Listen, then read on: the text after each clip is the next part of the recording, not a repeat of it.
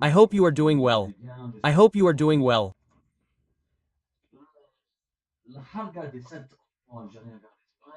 The transport of 7 Algerian children to Spain in conditions worthy of a Hollywood movie or a Netflix series has had a shocking effect in Algeria, and everyone is at least reflecting on this tragedy because even if it is, these children are fine, arrived safe and sound, they are doing well, they are being housed by the Spanish authorities, cared for by the Spanish authorities who protect unaccompanied minors, who protect the rights of children, and so on. It remains, even if it is an incredible feat on a technical, moral, ethical and political level, it is a disaster for Algeria and its image. But hey, at least this disaster encourages us to react. For the past 24 hours I have seen everyone on social media asking themselves, why do we all want to leave? Even the one who denounced the extremely high risk-taking of these 700 children, deep down, understands them. He says to himself, I would have liked to leave too. There is a desire to leave, a desire where everyone wants to leave. Why? Why and how to solve this problem? It is not up to me, of course, as a journalist and mere mortal, to offer you definitive solutions. It would be pretentious of me and above all dishonest of me to tell you that I have the solution, which is what I propose. No one has the solution because the solution is not individual. The solution is collective. There is a malaise. There is discomfort. There is a collective problem that can be explained by an effort, a collective solution. Now, is this only linked to poverty? Is it only linked to social distress? Is it only linked to the poor quality of life? Not really, not at all. There are countries that are much worse off, much poorer than Algeria, but we haven't seen children lying on the ground all alone. No company crossing the entire Mediterranean. Tunisia and Morocco are much poorer countries. We haven't seen Tunisian and Moroccan kids stealing boats and leaving. We haven't seen Egyptian kids. We haven't seen Senegalese or Monethan kids. Let's take it easy, gentlemen. I'll show you a video. I prefer a testimony from someone from Harga himself who took the risk of coming here. They speak better than I do.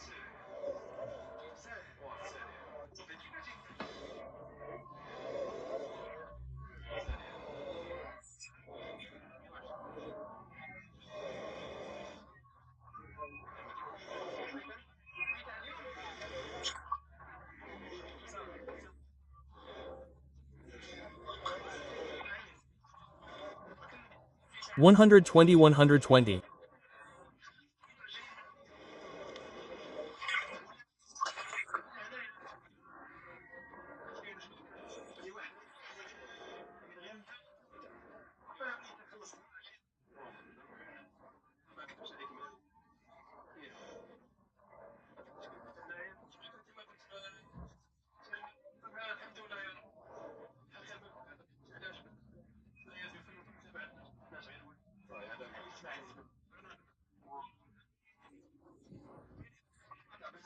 I am not afraid of the fact that I am alive. It's a game, you know, a trend at the moment that's developing on social networks, YouTubers, TikTokers, Facebookers in France, who are creators of digital content. They go on street interviews with young Algerians.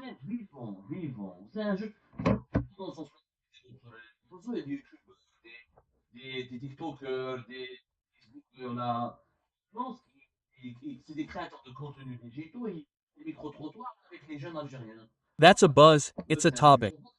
In fact, the harga has been fueling concerns, fueling public debate in Algeria for 4 years. Except that this debate is limited to social networks. The media don't talk about it because in Algeria, there are instructions that have been communicated by the Algerian authorities from the General Directorate of Communication of the Presidential Palace of Saint Maradia, from the Ministry of Communication, from the barracks, from the Gendarmerie brigades, from the High Command of the Army. The Algerian regime forbids the Algerian media from talking about the harga. In reality, anything that damages the image of the country is not discussed. We just need to convey a positive image of the country. We need to ignore the words of society and the current trends in society. So, where do we talk about the harga and the problems of haraga, illegal migration, the journey, the conditions, the outcomes, human trafficking, the plight of the dead, which has almost 400 deaths each year, Algerians who die in the Mediterranean, social networks, YouTubers based abroad, independent journalists based abroad or in exile, but the debate exists.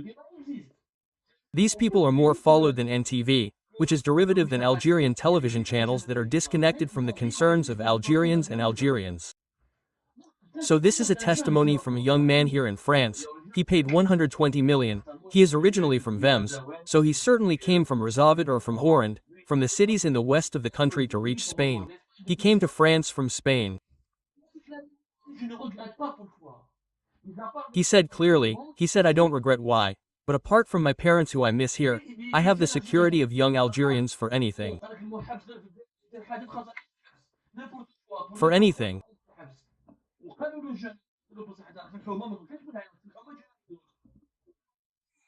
And this is true from 2020 to 2025, since the political repression of the Hawk, since the political instrumentalization of the COVID-19 pandemic for the repression of individual civil liberties, since the development from 2021 to 2024 of a series of texts where everything is criminalized. Trade is criminalized, equated with illicit speculation. Expression on social networks, free expression on social networks is criminalized in the name of spreading fake news. Criticizing is an insult to the President of the Republic, an attack on his person. If you want to demonstrate, you go to prison. If you demonstrate for Palestine, you are arrested, beaten, threatened, or you end up in prison. Free media no longer exist. The internet is monitored, and arrests are monetized. But the young man said, young Algerians no longer breathe in Algeria. You talk in prison about anything and everything. You stole a potato, and you get 15 years. A little tomato, and you get 10 years. If you get caught with a bit of cannabis, you get 10 years. The brutal repression and persecution are directly linked to the explosion of the phenomenon of harga or harga corridor. The young man said, I'm not safe in Algeria. It is not a state governed by the rule of law. You can go to prison for anything. The justice system is not independent. The laws are liberticidal, and there's no individual civil liberties. So what do? I run away. A human being who doesn't feel safe in their country, who isn't secure, who isn't free in a country, what is that? What is the most precious thing for a human being? It's freedom. It's not food, housing, cars. That's not it. It's freedom. Why? Before 2019, the Mediterranean hasn't changed, the climate hasn't changed. It wants to be a swimming pool in the summer since the 2000s, since the beginning of the 2000s, when global warming began. Even though it's gotten worse here, there are more and more periods of drought. The summer is always hot and the Mediterranean is always calm. From July to August until September, you can cross to go to Spain. Why? Before 2019, weren't children leaving, whole families? There were hargas before 2019. Before the political crisis in 2019, under the old regime there were hargas. There were people who left, but they were adults, young people who were really looking for a better future, many of whom were poor. And since 2019, what have we noticed? Entire families, women, pregnant women, families with their children, and children all alone. And even the rich have to stop eating because 120 million to pay for a harga today. The harga is not an affordable project for the Awelis. Be careful. When we say poverty, yes, but wait, we have to limit it, we have to put it into perspective. A poor person cannot do the harga, cannot immigrate illegally. Today, there is so much demand.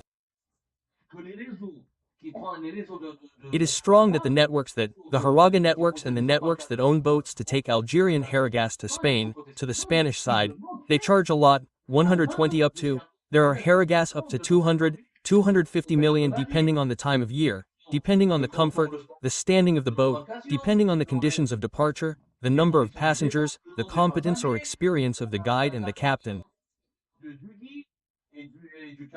It is a minimum of 100 million, that is to say almost 5,000 euros, 4,500 euros. You are not poor when you have 4,500 euros. So these are young people who sell their cars or who work to contribute to savings and so on. Or parents who sell their mothers who sell their jewelry, mothers who sell their jewelry to send their children abroad who come to the harga. Why? It's not just poverty because Algeria is not as poor a country as the overwhelming majority of African countries. Let's tell the truth. We live better in Algeria than in the overwhelming majority of African countries. But we don't live well compared to countries that have the same wealth as Algeria, that have the same potential as Algeria. That's the problem. It's not just the issue of poverty, it's the issue of freedom. Young Algerians don't feel free at home. The child, the guy, the kid who is 15 years old, who is extraordinarily poor, he is more aware, more mature than all the politicians who, in his live on TikTok, a sort of press conference really disguised, he said it. He responded to the comments that they provoked him. You left, you are reckless. All the young people who leave don't do it because they want to have cars in Spain or France, or to meet women, or to have accommodation. They know very well that life here is difficult. They all say it. They know very well that it's not paradise, but they come here, they are certain that they are free, that they will not end up in prison. That's why they come here.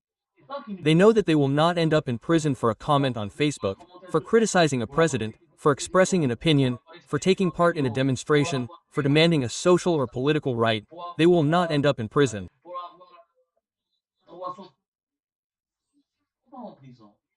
There is security first and foremost, and freedom. Security. There is no civil war in Algeria. There is no more terrorism. There are no roadblocks. There are no terrorist attacks. But there is collective insecurity. The problem is that Algerians feel insecure.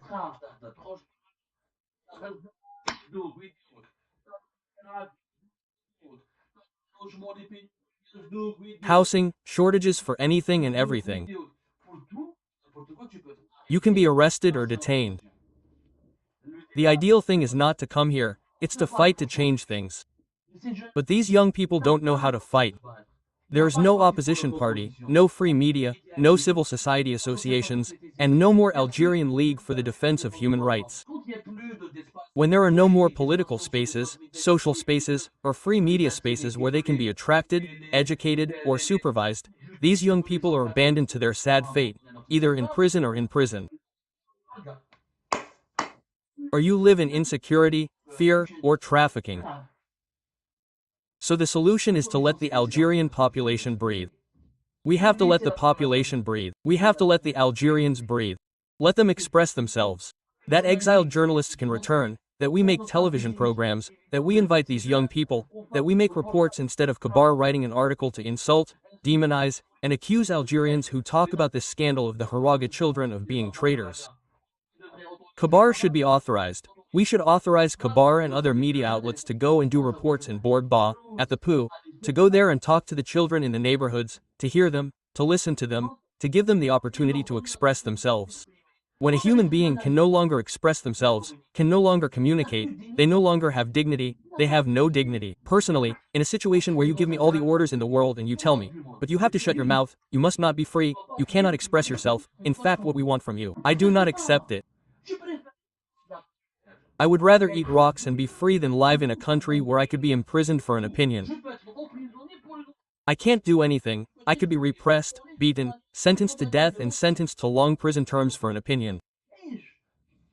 I'm sorry, human beings are human beings. They want to be free first and foremost. They don't want to have a big belly, eat meat every day, or have housing, and be a billionaire or a millionaire. That's not true. People leave their country first because they feel unsafe, because they don't feel free.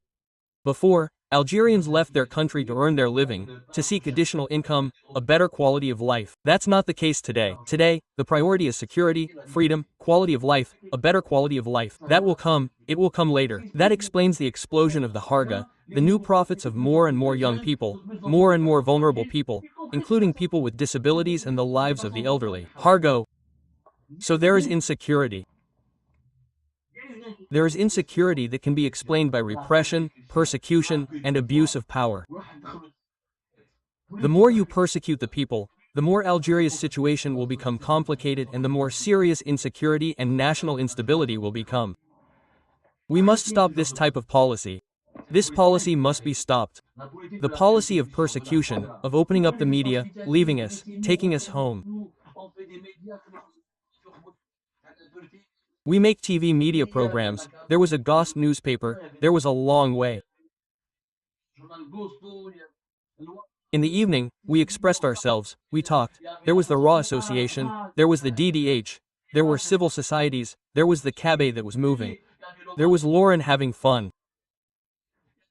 There were the families of those who mobilized to raise awareness today. Algeria is an open-air prison. It has become an open-air prison. Well, what are we trying to do in a prison? To escape. When you put everyone in prison, it is legitimate to try to escape. As long as the Algerian leaders do not understand that their policy is pushing a large part of the population to leave, it will get worse day by day. As long as we do not change policy, we will have consequences and scenarios even more dramatic than what we experienced in the past with these haraka children.